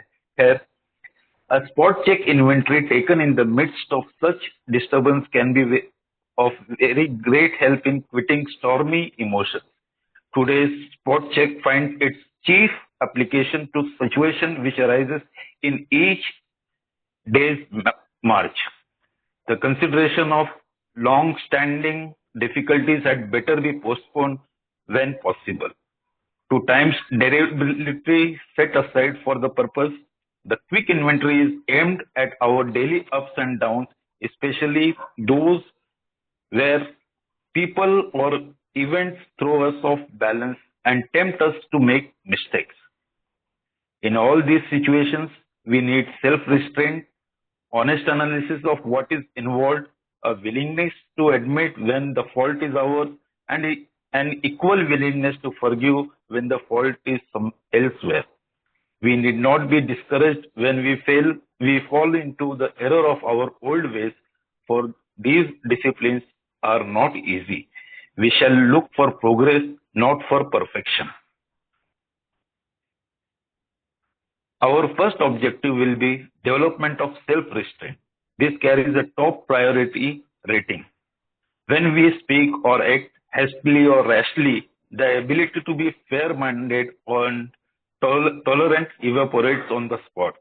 One unkind tirade or one willful snap judgment can ruin our relation with another person for a whole day or maybe for a whole year. Nothing pays off like restraint of tongue and pen. We must avoid quick-tempered criticism and furious power-driven argument. The same goes for sucking or silent scorn. These are emotional body traps baited with pride and vengefulness. Our first job is to sidestep the traps. When we are tempted by the bait, we should train ourselves to step back and think, for we can neither think nor act to good purpose until the habit of self-restraint has become automatic. Disagreeable or unexpected problems are not the only ones that call for self-control. We must be quite as careful when we begin to achieve some measure of importance and material success. For no people have ever loved personal trumps more than we have loved them. We drank of success as of wine, which could never fail to make us feel elated. When temporary good fortune come our way, we indulge ourselves in fantasies of still greater victories over people and circumstances. Thus, blinded by prideful self-confidence, we were apt to play the big shot. Of course, people turned away from us, bored or hurt. Yeah. You want me? बस Just lucky. या okay so यहाँ पे अब bill थोड़ा सा हमें explain करने की बात करता है कि स्पॉट चेक इन्वेंट्री से क्या हो सकता है। तो वो लिखता है कि जब हम भावनात्मक तूफानों में फंस जाते हैं तब स्पॉट चेक इन्वेंट्री बहुत उपयोगी सिद्ध होती है। यह हमें तुरंत रोककर सोचने को लगाती है कि अभी मेरे अंदर क्या चल रहा है, क्या मैं किसी भावनात्मक जाल में फंस रहा हूं। यह तुरंत होने वाली आत्म जांच हमें गुस्सा, डर या भ्रम से बाहर लाती है, क्योंकि मैं सचेत हो जाता हूं। पुराने गहरे मुद्दों पर विचार करने के लिए हम बाद में समय निकाल सकते हैं, पर प्रतिदिन की छोटी घटनाओं के लिए यह त्वरित आत्मनिरीक्षण बहुत प्रभावी है। अगले पैरा में लिखता है कि जब हम ऐसी परिस्थिति में आ जाते हैं जहां पे हम विचलित हो जाते हैं, तो आत्मसंयम और उसके साथ साथ ईमानदारी से विश्लेषण करके अपनी गलती को स्वीकार करने की तत्परता और उतना ही क्षमा करने की प्रवृत्ति जब गलती किसी और की भी हो। अगर कभी हम पुराने व्यवहार में लौट आते हैं तो निराश होने की जरूरत नहीं है, क्योंकि वह अनुशासन आसान नहीं है। हम पूर्णता नहीं बल्कि प्रगति की तलाश में। यहाँ पे बिल ये बताना चाहता है कि कभी कभी पुराने मुद्दे हो जाते हैं, जैसे पत्नी के साथ के रिश्ते में पुराने मुद्दे बहुत होते हैं और उसके अंदर एक नई बात छोटी सी आ जाती है, तो हम जा सकते हैं पुरानी भावनाओं में और वहां पे कुछ ज्यादा बोल सकते हैं। तो ऐसे में ये हमारी गलती है कि हमने अननेसेसरीली बड़ा कर दिया स्पॉट इन्वेंटरी लेते लेते भी। लेकिन बिल जैसे बाकी सब जगह पे हमें बताता है, वैसे यही बताता है कि हो सकता है कि यह अनुशासन इतना आसान नहीं है। अपनी जबान पे लगाम लगा के रखना, अपने विचारों पे चेक करते रहना, खुद को कैसा महसूस होता है। तो ऐसे में कहीं हो जाता है कुछ, तो निराश होने की जरूरत नहीं है, क्योंकि हम पूर्णता नहीं प्रगति की तलाश में हैं। ये हमें आत्मविश्वास में गलतियां होना स्वाभाविक है। मुख्य बात तो ये है कि हम ईमानदारी से देखते रहें, स्वीकारते रहें और आगे बढ़ते रहें। अगले पैरा में बिल कहता है कि हमारा उद्देश्य क्या होना चाहिए। 10वें पहले के ऑब्जेक्टिव्स की बात करता है। तो हमारा पहला उद्देश्य होना चाहिए आत्म संयम का विकास। यानी कि ये स्पॉट चेक इन्वेंटरी से हमें प्राप्त क्या होगा, तो आत्म संयम का विकास होगा। यह हमारी आध्यात्मिक प्राथमिकता होनी चाहिए। जब हम जल्दबाजी या आवेश में बोलते या कार्य करते हैं तो हमारी निष्पक्षता और सहनशीलता तुरंत गायब हो जाती है, दिखाई नहीं देती है। एक कठोर टिप्पणी या एक उत्स्फूर्त निर्णय किसी संबंध को एक दिन या शायद सालों तक बिगाड़ सकता है। इसलिए जुबान और कलम पर संयम, जुबान, कलम और व्हाट्सएप, ट्विटर, सोशल मीडिया पर संयम रखने से बड़ा कोई लाभ नहीं है हमारे लिए। हमें जल्दी गुस्से में आलोचना, क्रोध भरी बहस या मौन तिरस्कार, जिसको साइलेंट स्कॉर्न लिखा है उन्होंने, चुप रहने का, लेकिन अंदर ही अंदर तिरस्कार कर रहा है। शायद वो नजरों से दिख रहा है, हाव भाव से दिख रहा है, मुंह से बोल नहीं रहा है, लेकिन एक्शन सब वही चालू है। इन सब से बचना चाहिए। ये सभी भावनात्मक जाल हैं जिनका चारा है अहंकार और प्रतिशोध। अब ऐसा चारा जब सामने आए, ऐसा खाना जब सामने आए, तो हमें खुद को रोककर एक क्षण सोचना चाहिए, क्योंकि जब तक संयम हमारी आदत नहीं बनता, हम ना सही सोच सकते हैं, ना सही काम कर सकते हैं। तो ये ऑब्जेक्टिव यहाँ पे बिल ने जो क्लियर किया है, ये मैं समझता हूँ जितनी बार पढ़ लो उतनी बार कम लगता है।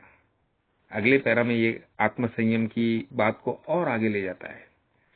आत्म संयम केवल तब आवश्यक नहीं है जब कठिनाइयां, असुविधा आए, बल्कि तब भी जब हमें सफलता या प्रतिष्ठा मिलने लगे। क्योंकि हम थोड़ी सी हवा भरने की तरह, गुब्बारे की तरह उड़ने लग पड़ते हैं और बाकी सब हमको छोटे लगने लग पड़ते हैं। तो ऐसे में लोगों की मजाक या खिल्ली उड़ाना मेरे जैसे शराबी के लिए स्वाभाविक है। तो ऐसे में आत्म संयम असुविधा वाले क्षेत्र में नहीं, समय में नहीं, बल्कि सफलता या जब प्रतिष्ठा मिले तो भी लगना चाहिए, तो भी करना चाहिए। क्योंकि हम में से कई लोग अपने व्यक्तिगत विजय से अत्यधिक मोहित रहे हैं। हम सफलता को ऐसे पीते थे जैसे वो शराब हो, जो हमें उत्साह से भर दे। जब थोड़ी सी सफलता मिली, हम कल्पना करने लगते थे कि अब हम सब पर विजय पालेंगे। यह अहंकारी आत्मविश्वास, प्राइडफुल सेल्फ कॉन्फिडेंस हमें अंधा कर देता है और हम बिग शॉट की भूमिका निभाने लगते हैं। हम भाई बन जाते हैं, हम नेता बन जाते हैं। नतीजा ये होता है कि लोग हमसे दूर हो जाते हैं, कुछ आहत हुए, कुछ हमसे बोर हो गए। यानी कि मेरे लिए आत्म संयम और आत्म संयम के लिए ये इन्वेंटरी, और इन्वेंटरी में गुस्से पे काबू रखने के लिए और आत्म संयम रखने के लिए अपनी जुबान पर, अपनी कलम पर, अपने मोबाइल पर मुझे अति सूक्ष्मता से उसके ऊपर नजर डाल के चलना चाहिए। इन पैराग्राफ्स में बिल हमको ये संदेशा दे गया। ओवर टू यू पुष्प। बिल्कुल। इनफैक्ट अगर ये सभी पैराग्राफ्स को हम लोग देखते हैं, तो जहां पर मैं मेरी मन का स्वास्थ्य या शांतता गंवा देता हूं, उसका कारण ये हमेशा भावनिक ही होता है। और ये भावनिक कारण के दो स्तर उन्होंने बताने का प्रयास किया है। एक स्तर जिसके वजह से मेरे अंदर निगेटिव इमोशंस आ जाते हैं, जैसे कि फियर, एंगर, जेलसी, ये सब आ जाते हैं।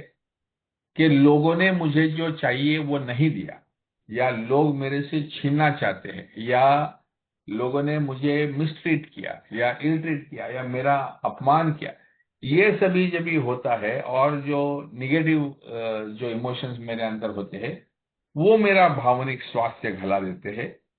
वो जितना घला देते हैं उतना ही जब भी कोई पॉजिटिव चीजें हो जाती है, मुझे अगर बहुत जल्दी पैसा आ जाता है, सुख समाधान शांति आ जाती है, मेरे पीछे लोग वाह वाह वाह वाह ही करने लगते हैं, या आकर्षक कोई महिला मेरी तरफ आकर्षित हो जाती है, तो फिर भी मैं बहक जाता हूँ। यानी मेरे मन का जो संयम है, जो हमेशा हमारा वो फ्रैंक भाई कहता था कि हमारी हमारी सोबराइटी जो होती है वो एक रबर बैंड की जैसी होती है, कि ज्यादा सुख या ज्यादा दुख, ये जब जितना रबर बैंड खींचा जाने की क्षमता है उतना ही हम सह सकते। ज्यादा तन गया कि वो टूट जाता है और हम अपना संतुलन खो बैठते।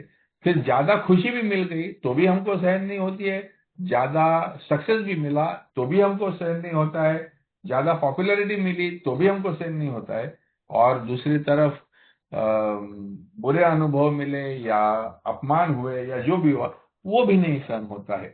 तो अगर मैं जागरूक हूं और मैं ये दोनों को ऑब्जेक्टिवली साक्षी भाव से देख सकता हूं तो ही मैं इनको डाइजेस्ट कर सकता हूं। तो मेरा हाजमा अगर बढ़ाना है, सक्सेस और फेल्योर का अगर मुझे हाजमा बढ़ाना है, तो मुझे तटस्थता से अपनी स्पॉट चेक इन्वेंट्री करनी है। मुझे रोजाना अपने भावनाओं के उथल पुथल के ऊपर ध्यान रखना है।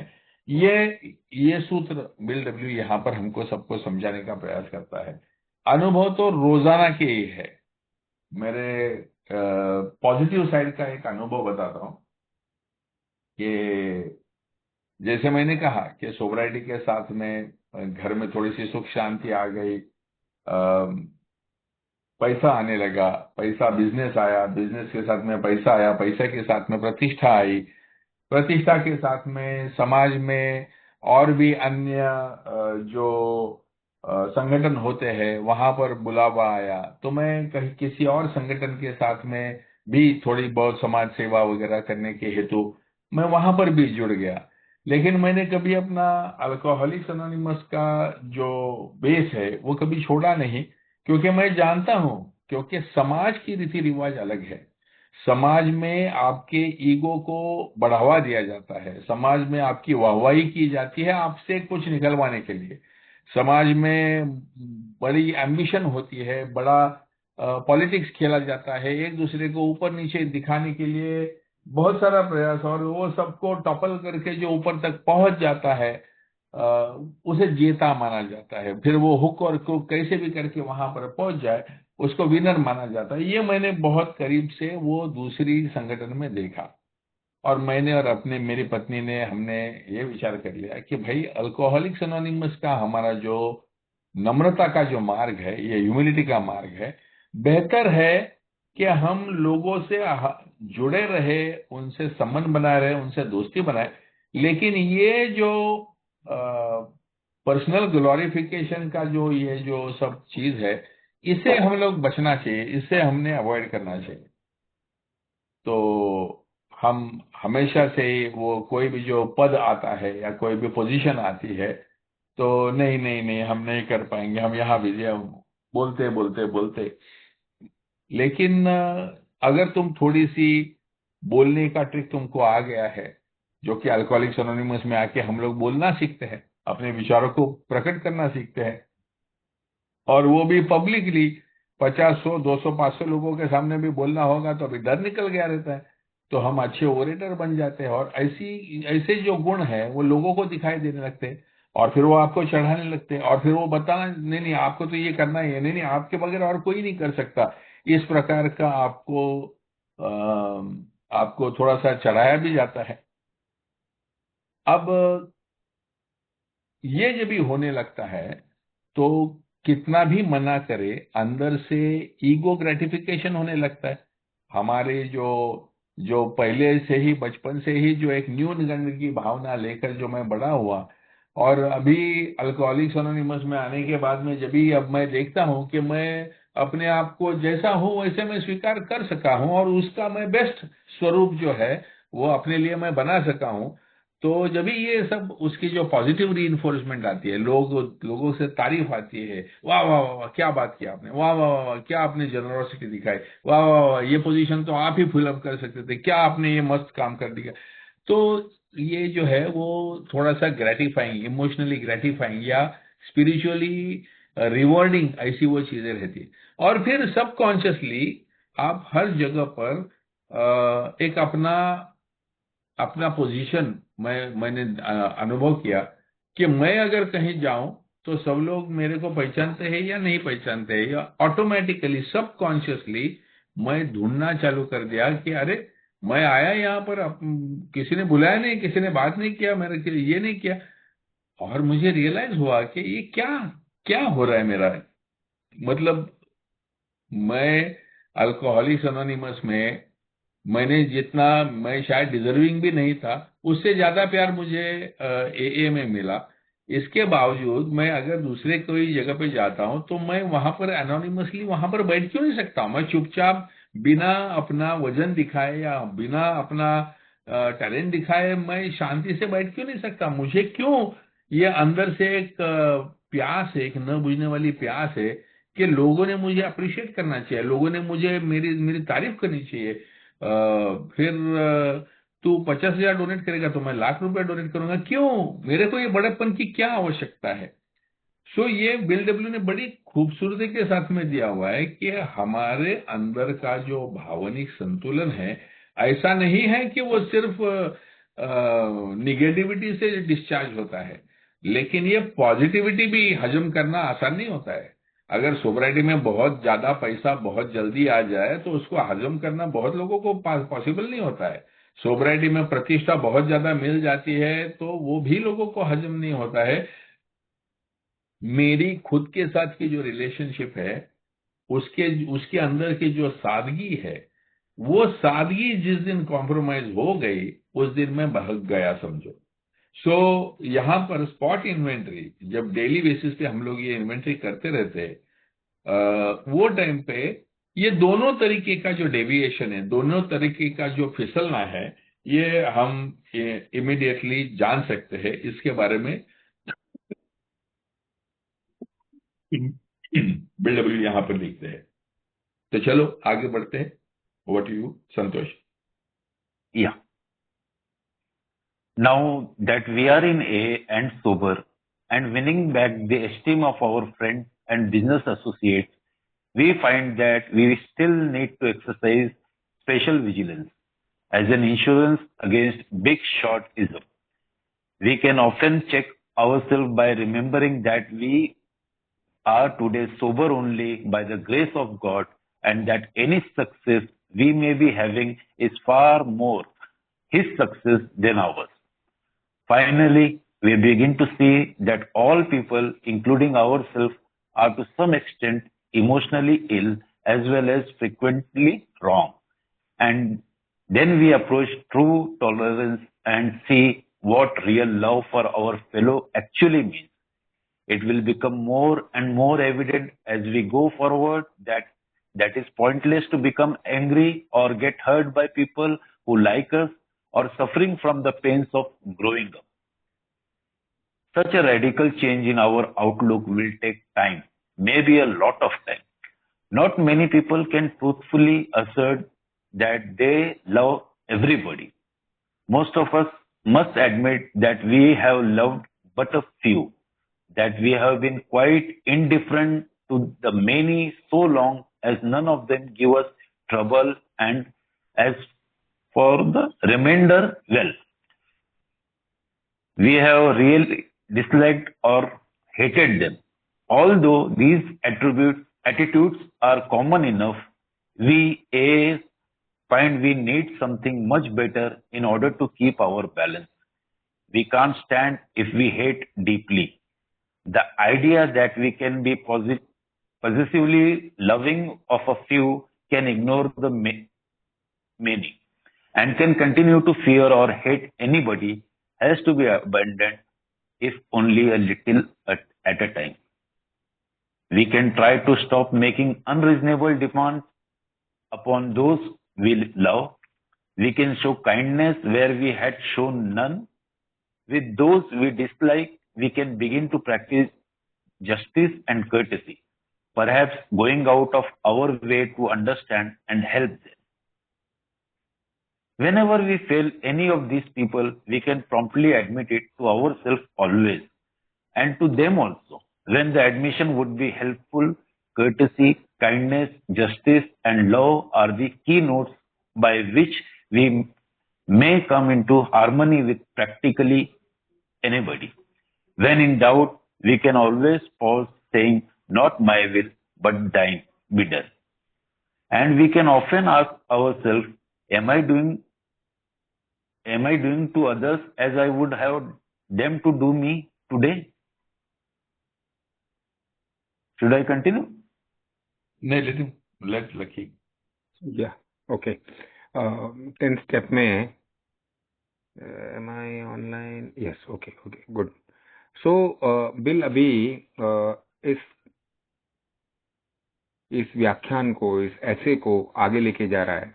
लास्ट हमने जो बिग शॉटिज्म की बात सुनी थी कि मैं जब खुश होता हूं तो फिर मैं बहुत बड़ा बनने की बात करता हूं, उसमें बिल कहता है कि जब हम इवे हैं संयमित, स्थिर और फिर से मित्रों और सहकर्मियों को सम्मान प्राप्त कर रहे हैं, तो हमें अति सावधानी, स्पेशल विजिलेंस बरतनी होगी, क्योंकि बिग शॉटिज्म यानी खुद को बहुत बड़ा समझने की प्रवृत्ति फिर से लौट सकती है. इस अहंकार से बचने का सबसे सुंदर तरीका है ये याद रखना कि मैं आज संयमित और सफल केवल ईश्वर की कृपा से हूं. यानी कि क्रेडिट खुद को नहीं देना. जो भी सफलता मिल रही है वो मुख्यतः उसकी सफलता है, मेरी नहीं. और इसकी वजह से बिल लिखता है कि ह्यूमिलिटी जो है, विनम्रता, हमें सुरक्षित रखती है.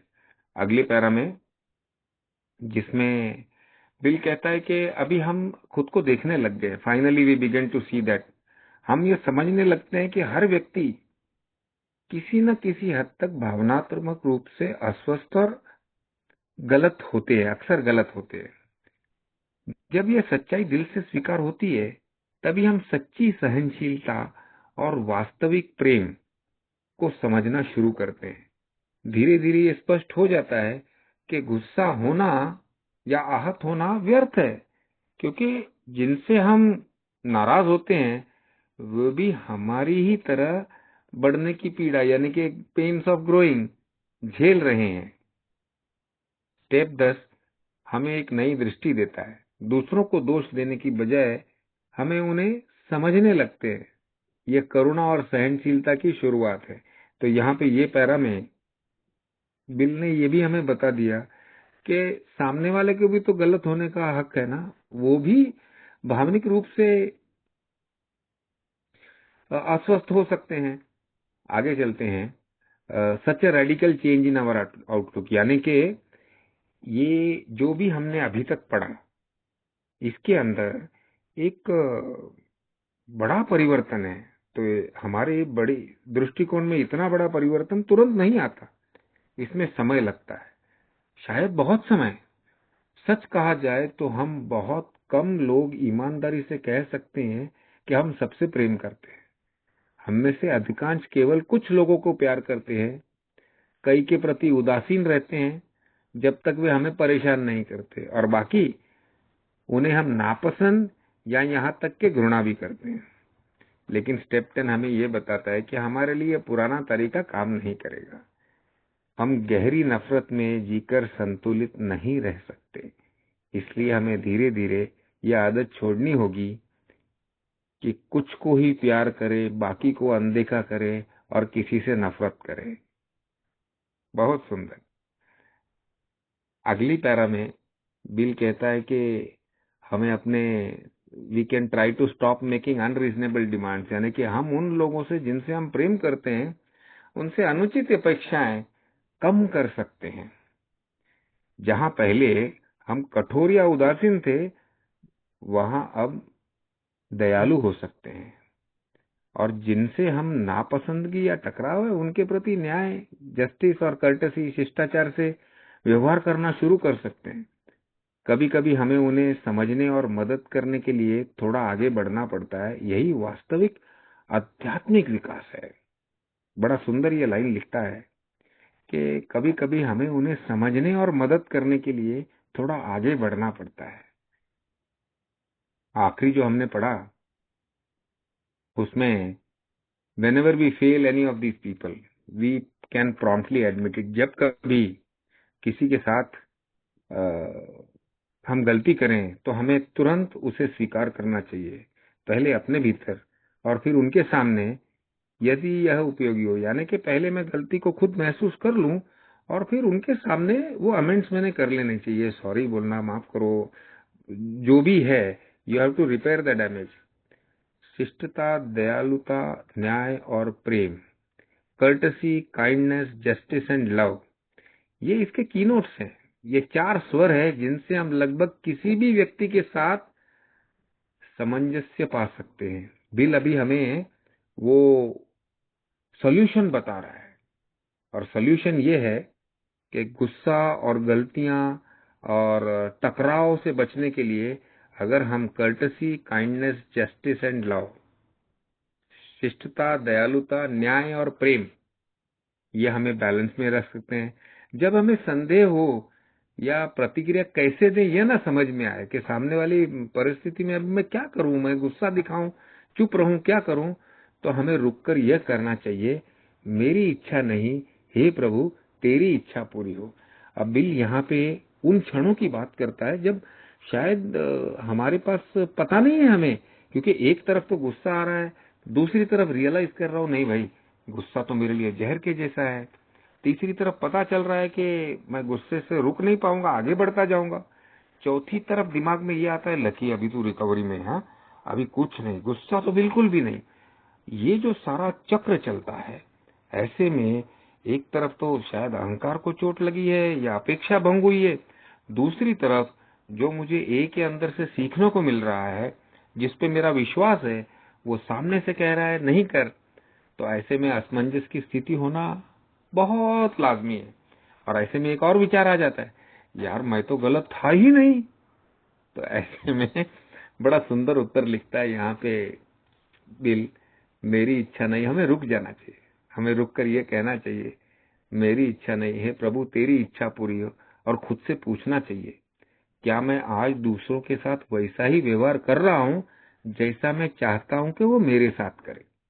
ये मैंने पहले भी कई बार पढ़ा है, ये धर्म की लाइन है, धर्म से मतलब प्रभावित लाइन है, लेकिन ये बहुत असरदारक लाइन है, बहुत ही असर करती है। क्या मैं आज दूसरों के साथ वैसा ही व्यवहार कर रहा हूं जैसा मैं चाहता हूं कि वे मेरे साथ काम करें। क्योंकि मेरा नजरिया ये होता है कि अगर मैं गलती करूं तो कोई मुझे माफ कर दे, यार छोटा सा तो हुआ है, छोड़ दे, कहाँ बड़ा नुकसान हुआ है। जबकि सामने वाला गर्म हुआ जाता है और मैं ये उम्मीद रखता हूं कि गलती छोटी है तो छोड़ दे। क्या ऐसा ही मैं सामने वाले को बेनिफिट ऑफ डाउट दे सकता हूं? तो इसमें आत्मनियंत्रण, विनम्रता और आध्यात्मिक दिशा का सरल पर शक्तिशाली अभ्यास हमारे लिए लाजमी है। That's it Bhushan. I think समय पूरा हो गया है, 10:30 बज चुके हैं, और आपने काफी अच्छी तरीके से इसको विस्तृत रूप से बताया गया है कि एक सिंपल सी बात उन्होंने कही है कि किसी भी तरीके का भावनिक उथल पुथल, यानी मेरे जो रिश्ते हैं वो या तो लव या तो हेट वाला रिश्ता है, तो मेरी न्यूट्रलिटी होनी चाहिए, लविंग डिटैचमेंट होनी चाहिए हर रिश्ते में। हर व्यक्ति को गलतियां करने का अधिकार है जैसे मुझे है, और जैसे मैं अपने आप को माफ कर देता हूं वैसे मैंने बाकी लोगों को भी माफ करना सीखना चाहिए। अगर मैं स्पिरिचुअली ग्रो कर रहा हूं, इमोशनली ग्रो कर रहा हूं, तो बाकी लोग भी तो इमोशनली ग्रो कर रहे हैं। तो ये जब भी मिसअंडरस्टैंडिंग होती है या गलतियां होती है, कभी मेरे से कभी औरों से, it is all a part of the game, and to not to make it about you. ये सब जो चीजें है ये तुम्हारे बारे में है ही नहीं, लोग ऐसे ही होते हैं, तुम भी वैसे ही हो। तुम अपने आप को अभी समझने का प्रयास कर रहे हो, सुधारने का प्रयास कर रहे हो, लेकिन लोगों को तो अभी भी ग्रो होने में बहुत टाइम है। सो मेरी रिलेशनशिप जो है वो मेरी जो देखने का नजरिया है वो हेल्दी हो, सबकी तरफ सिमिलर हो, सबके तरफ प्यार भरा हो। सबके ऊपर शायद मैं प्यार नहीं भी कर सकता, कोई दिक्कत नहीं है, लेकिन मैंने उनको एटलीस्ट इज्जत और न्याय दृष्टि से उनकी तरफ मैंने पेश आना चाहिए।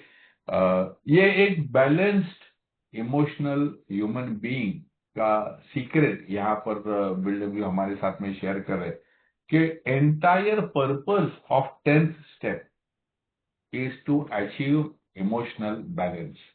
जो मेरा मेंटली मैं उथल पुथल दिन भर, सुबह उठने को बीवी ने काम बोला, वहां से सटक गई, वहां से लेके रात को सोने को मैं गया और वापस बेड में से उठ के कुछ लाइट बंद करना पड़ा, वहां तक हर प्रकार की भावनिक उथल पुथल, चिड़चिड़ाहट, परेशानी, डर, हर प्रकार का जो भाव है उस भाव को समझकर, समेटकर, उससे अलिप्त होकर मेरा दिन अगर मैं खत्म करता हूं, अंत करता हूं उस दिन का, तो अगले दिन आई विल बी मैं अगले दिन मैं जब उठूंगा तो विदाउट एनी इमोशनल हैंगओवर में उठूंगा और नए दिन के प्रति नई उत्सुकता से, नई एनर्जी के साथ में मैं तैयार हो जाऊंगा। ये भाव ये 10वें कदम का है। बस हम फिलहाल यही रोकते हैं। एक 3-4 पैराग्राफ बचे हुए जो अगले मीटिंग में लेकर फिर 11वें के कदम की तरफ मुड़ेंगे।